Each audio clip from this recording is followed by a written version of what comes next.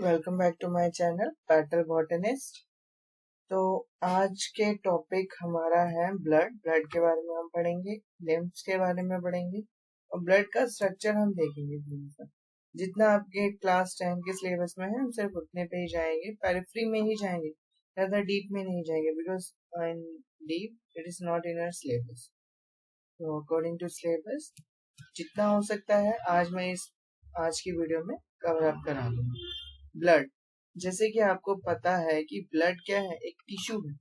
It is also called as an fluid connective tissue. Why it is called as an connective tissue? अगर इसको हम ध्यान से देखें, ब्लड एक फ्लूइड है, लिक्विड है, और ये उन सभी ऑर्गन्स को, उन सभी टिश्यूज को, उन सभी सेल्स को जोड़ता है जो हमारी बॉडी में प्रेजेंट है। Because blood is present in everywhere, ये हर जगह प्रेजेंट है। To carry the oxygen except the आपके आयरिस में नहीं प्रेजेंट होता क्योंकि it get that oxygen directly from environment. तो ब्लड एक कनेक्टिव टिश्यू है जिसका fluid in nature. It has an two component, solid component and liquid component. Solid component में आपका आ जाता है आरबीसी, जिनको हम एरिथ्रोसाइट्स भी कहते हैं, ये ध्यान रखना।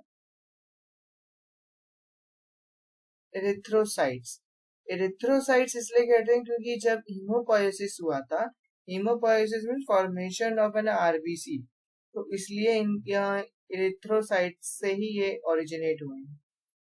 ब्लड प्लेटलेट्स, डब्ल्यूबीसी, जिनको हम ल्यूकोसाइट्स कहते हैं।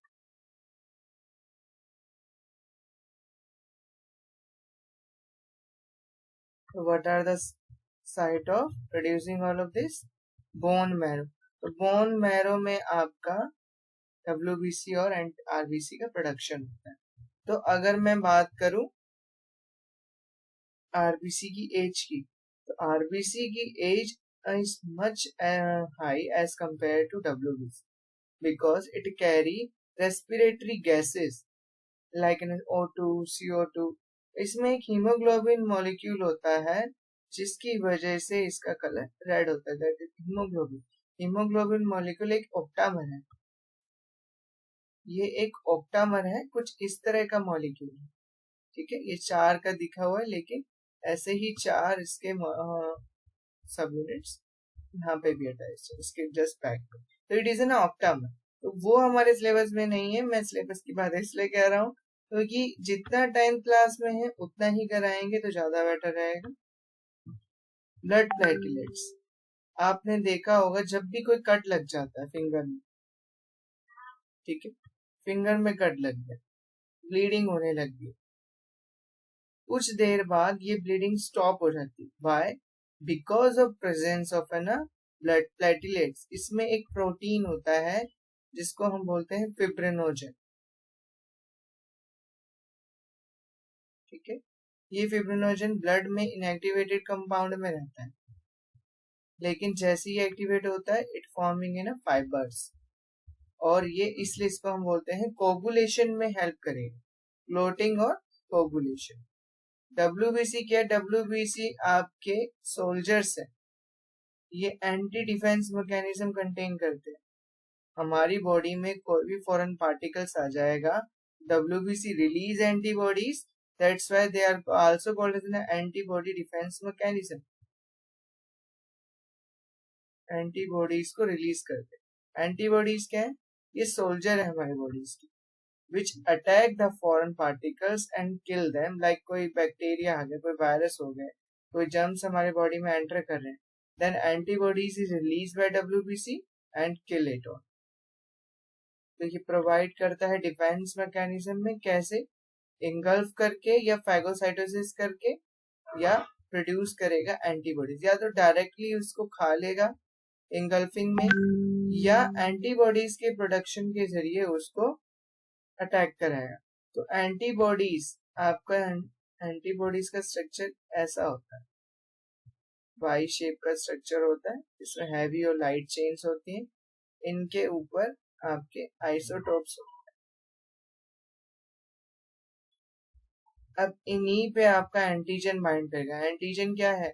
वो फॉरेन पार्टिकल जिसके पास कैपेसिटी होती है एंटीबॉडीज पे बाइंड कर। ओके, तो इतना हम यहाँ पे रखते हैं। अब बात करते हैं हमारे liquid component that is plasma. तो प्लाज्मा की अगर मैं बात करूं, ब्लड में 50 to 60% कंटेंट इज प्लाज्मा। जो येलोइश कलर है आपको, इट इज प्लाज्मा। और इसके अंदर आपका 90% वाटर होता है, 90% वाटर होता है, और rest of the 10% are organic compounds. जितने भी 10% है वो ऑर्गेनिक कंपाउंड्स हैं, जैसे कि प्लाज्मा प्रोटीन्स वगैरह, ये कॉमन नहीं है। Plasma proteins like albumin, globulin, inorganic minerals भी प्रेजेंट होते हैं कुछ अमाउंट। तो एल्बुमिन आपको कहाँ से मिलेगा? ये एग से मिलेगा। तो जो हीमोग्लोबिन प्रोटीन है, हीमोग्लोबिन जो मॉलिक्यूल है, that is a molecule which is belong to the family globulin. Globulin एक लार्जेस्ट फैमिली, ठीक है, इसके बहुत से प्रोटीन मिलेंगे, इसके बहुत से मॉलिक्यूल हैं। The first one is myoglobin and the second one is haemoglobin.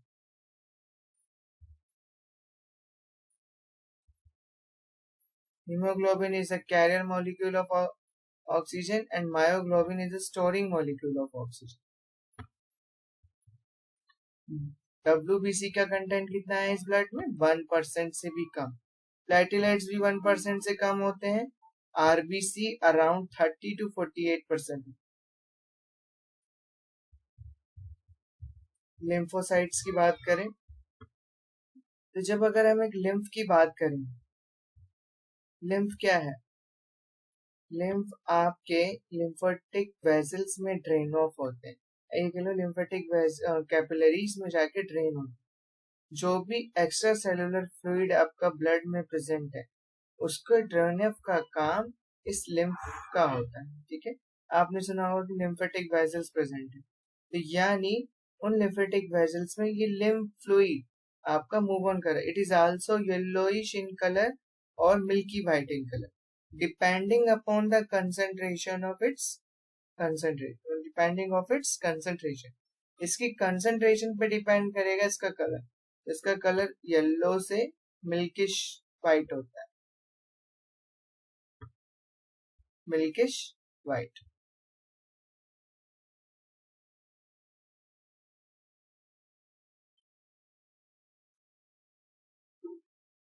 So I am talking about of lymph.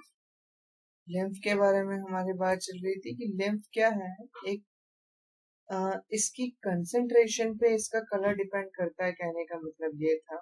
It can also be colourless because it contain sometime less protein. तो एक बार ये slide में notes पे चले जाते हैं इनका।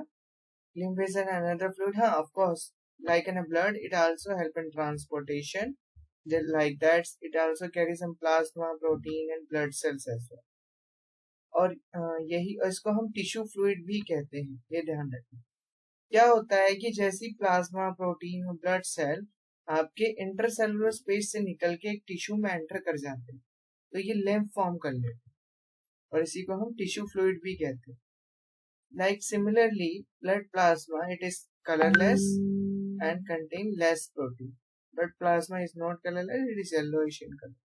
तो lymph क्या है? जैसे मैंने आपको स्टार्टिंग में बताया था कि lymph drain into lymphatic capillaries, जहां पर ये large lymph vessels में open up होगा, और वो large lymph vessels क्या होते हैं? larger veins। तो इसका मेन फंक्शन क्या है? अब्सॉर्ब करना डाइजेस्टेड फैट को, जो फैट डाइजेस्ट हो गया लिपिड्स के जरिए, लाइपेज के जरिए, सॉरी, इंटेस्टाइन में, उसको डाइजेस्ट करना, उसको सॉरी अब्सॉर्ब करना। लाइपेज ने जो आपका फैट को डाइजेस्ट किया था उसको अब्सॉर्ब करना इंटेस्टाइन में, और अगर हमारे एक्स्ट्रा सेलुलर स्पेस में एक्स्ट्रा अमाउंट में फ्लूइड प्रेजेंट है तो उसको ड्रेन ऑफ करना, वापस से ब्लड में भेजना। कंपोजिशन क्या होती है? As well it also contain water. Solid की अगर बात करें तो सॉलिड कंपोनेंट इसके क्या है? प्रोटीन, फैट्स, कार्बोहाइड्रेट और कुछ अदर कंस्टिट्यूएंट जैसे केराटिनिन होता है और यूरिया। कैल्शियम की भी डिपोजिशन होती है। फॉस्फोरस तो प्रेजेंट होता ही है, क्लोराइड्स भी, और एंजाइम्स एंड एंटीबॉडीज। हाँ, लिम्फ, ये ध्यान रखना, lymph also act as a defence mechanism. ये लिम्फोसाइट्स प्रोड्यूस करते हैं जो आपके फैगोसाइटोसिस करेंगे। Phagocytosis, pinocytosis. फंक्शन क्या है? न्यूट्रिएंट और ऑक्सीजन को सप्लाई करना जहां पर ब्लड नहीं पहुंच पाता। मेजरली ब्लड का काम होता है, लेकिन कुछ ऐसे पार्ट हैं जहां हमारा ब्लड नहीं पहुंचेगा, वहां पर ऑक्सीजन और न्यूट्रिशन की सप्लाई ये लिम्फ करता है। ये ड्रेन अवे हो जाएगा एक्सेस टिश्यू फ्लूइड से। लिम्फ रिटर्न होता है और रिटर्न करता है प्रोटीन को ब्लड में, जहां से स्पेस, कहीं स्पेस प्रेजेंट है, वहां पे कोई प्रोटीन प्रेजेंट है, वहां से वो उसको लेगा और ब्लड में दे देगा। जो इंटेस्टाइन में फैट प्रेजेंट है उसको भी लिम्फ ही डाइजेस्ट करता है, सॉरी अब्सॉर्ब करता है। तो लिम्फ के इतने सारे फंक्शन है, यहाँ पर आपकी स्लाइड्स में दे रखे हैं, you can just read this by pausing the slides. तो ट्रांसपोर्टेशन इन प्लांट्स, अभी तक हमने ट्रांसपोर्टेशन इन ह्यूमंस पढ़ा था जिसमें हमारा सर्कुलेटरी सिस्टम आया था, लेकिन वाटर में प्लांट में ट्रांसपोर्टेशन कैसे होता है? With the help of two tissues called as xylem and phloem. Xylem क्या है? जाइलम आपका वो, ये कह सकते हो, कॉम्प्लेक्स टिश्यू है। दोनों ही कॉम्प्लेक्स टिश्यू, ये ध्यान रखना। Both are made up of a complex tissue, but xylem help in transportation या help in absorption of water and nutrients। absorption तो नहीं कह सकते, help in transportation of water कहेंगे and nutrients। जो रूट हेयर्स ने रूट के जरिए वाटर को अब्सॉर्ब किया था, देखो सॉइल से रूट हेयर्स में, रूट हेयर्स के जरिए रूट ने अब्सॉर्ब किया वाटर को। अब ये water have to be transported to various parts of an body, जहां पर उनका यूटिलाइजेशन होगा, और वो यूटिलाइजेशन की वजह से वो अपना फूड बना सकते हैं या ट्रांसपिरेशन करेंगे। ट्रांसपिरेशन क्या है? Excess loss of water from the plant. तो ये कैसे हुआ? जाइलम क्या करता है? एक ट्रांसपिरेशन पुल क्रिएट करेगा।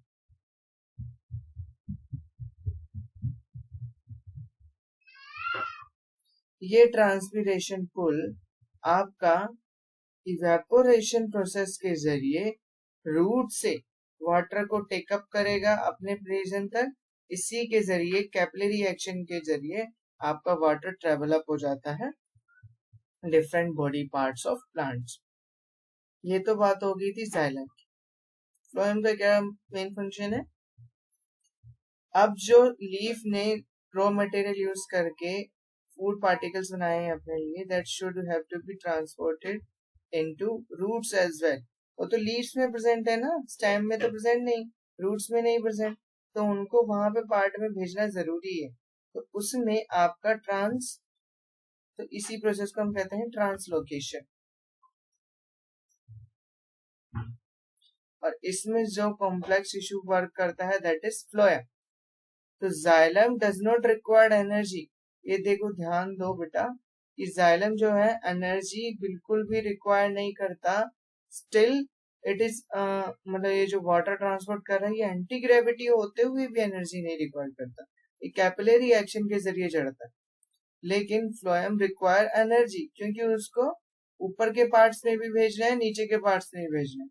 It have to be divided into various parts, इसलिए फ्लोएम को एनर्जी रिक्वायरमेंट होती है और जाइलम को नहीं। तो आई होप सो आप लोगों को यहाँ तक क्लियर हो गया होगा। तो मैं आगे चलता हूँ।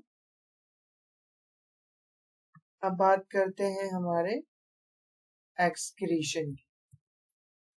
एक्सक्रीशन क्या है? अगर जनरल एक डिफाइन को लेके चले, जनरल डिफाइन करूं एक्सक्रीशन की, it is a process of removing harmful metabolic waste such as urea, uric acid and salts from the body। हमारी बॉडी में जब रेस्पिरेशन होता है तो कुछ मेटाबॉलिक वेस्ट प्रोडक्ट बनते हैं, यानी जब मेटाबॉलिज्म हो रहा है क्या ना, यानी एनाबॉलिज्म या कैटाबॉलिज्म दोनों ही हो रहे हैं, तो some of the harmful metabolic waste are produce. That metabolic waste should be eliminated from our body, otherwise it causes an a major problem in our cell. तो ये हो गया एक्सक्रीशन का, मतलब प्लांट्स और एनिमल दोनों के लिए। अब ये मेटाबॉलिक वेस्ट एनिमल में क्या होते हैं, लाइक CO2। अब आप कहोगे सर CO2 भी मेटाबॉलिक वेस्ट है, या ये क्या है, ये गैस की फॉर्म में है, it has to be eliminate out from our body. ये एलिमिनेशन होना इसका जरूरी है क्योंकि ये ब्लड में डिफ्यूज हो रखी है इसलिए। और दूसरी बात, हाईली पॉइजनस तो नहीं कहेंगे बट फिर भी it has to be removed out from the body, क्योंकि इसका यूसेज नहीं है कहीं हमारी बॉडी में। H2O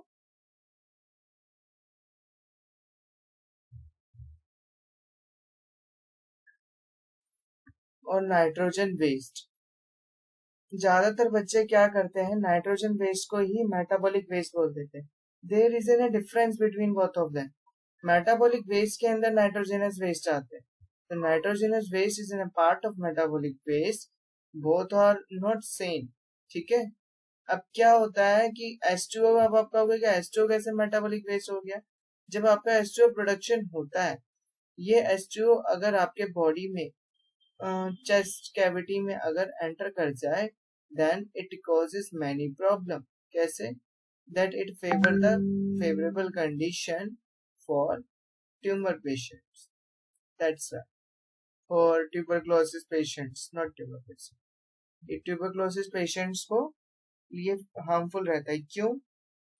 क्योंकि अगर एक्सेस अमाउंट ऑफ वाटर हमारे लंग्स में फिलअप हो जाएगा तो वो फेवरेबल कंडीशन दे देगा tuberculosis bacteria को, that tuberculosis bacteria cause a tuberculosis in itself।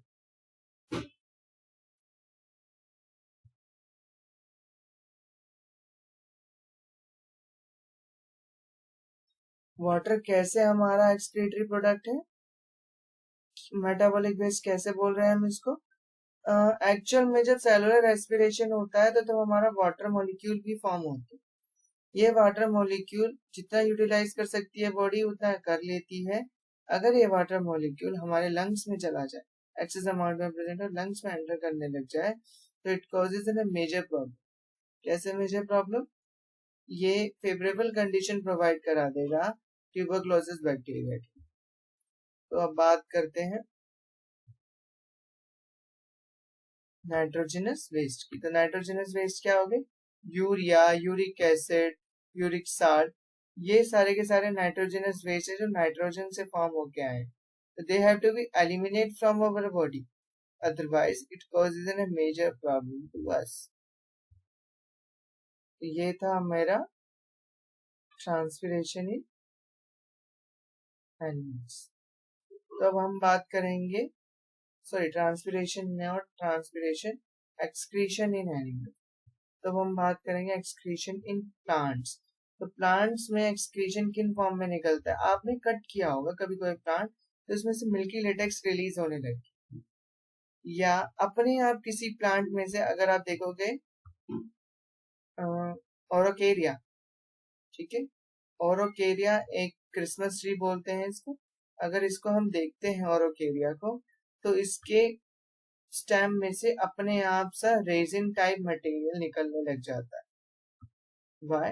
Because these are the excretory product of plant। तो ये सारे के जितने भी सेकेंडरी मेटाबोलाइट्स, ठीक है, जितने भी सेकेंडरी मेटाबोलाइट्स हैं, all are excretory product of plants. जैसे क्या हो गया, रेजिन हो गया, वैक्स हो गया, गम हो गया, टैनिन्स हो गया, ठीक है, ये सारे के सारे आपके सेकेंडरी मेटाबोलाइट्स के अंदर आते हैं और इन्हीं को हम एक्सक्रीशन बोलेंगे प्लांट्स। तो प्लांट्स में एक एक्सक्रीशन, मान लो कोई प्लांट स्ट्रेस कंडीशन को फेवर अप कर रहा है, उस फेवर अप नहीं मतलब स्ट्रेस कंडीशन को फेस अप कर रहा है। ऐसी स्ट्रेस कंडीशन है जिसमें वाटर का अमाउंट बहुत ज्यादा ही प्रेजेंट, जिसकी वजह से सॉइल इतनी ज्यादा गीली हो चुकी है, इतनी ज्यादा वेट है कि आपका प्लांट कैन नॉट सर्वाइव। तो उस केस में, उस कंडीशन में plants adapted themself and evolve themself. ठीक है, उसने इवॉल्व किया। तो आजकल प्लांट्स क्या करते हैं ऐसे स्ट्रेस से बचने के लिए? गटेशन का हेल्प लेते हैं। आपने देखा होगा ग्रासेस, मॉर्निंग में अगर जाते हो पार्क वगैरह, ग्रासेस पे देखोगे ओस की बूंद जैसी दिखती है। दैट इज जस्ट नॉट, ये होता है गटेशन प्रोसेस, मॉर्निंग में दिखेगा। ठीक है, अब आप कहोगे ट्रांसपिरेशन भी आपका हमें ऐसी होता है। ठीक है, transpiration and guttation are quite similar. दोनों में क्या है कि हम एक्सेस रिमूव कर रहे हैं वाटर, लेकिन इन गटेशन हम स्टोमाटा से नहीं करते, हम हाइडाथोर्स, एक स्मॉल पोर होता है स्टेम पे या लीफ के मार्जिन पे। ठीक है, ये लीफ के मार्जिन से ही आपके वाटर मॉलिक्यूल बाहर निकल रहे होते हैं। ये देखो बूंद की शेप, कितना प्यारा लग रहा है। तो ये हाइड्रोथोर्स के जरिए निकलते हैं, स्टेम पे भी प्रेजेंट है। तो आज के लिए एक्सक्रीशन हम यहीं तक करते हैं। This is just the overview excretion. Excretion की फर्दर स्लाइड्स मैं आपको नेक्स्ट क्लास में दिखाऊंगा।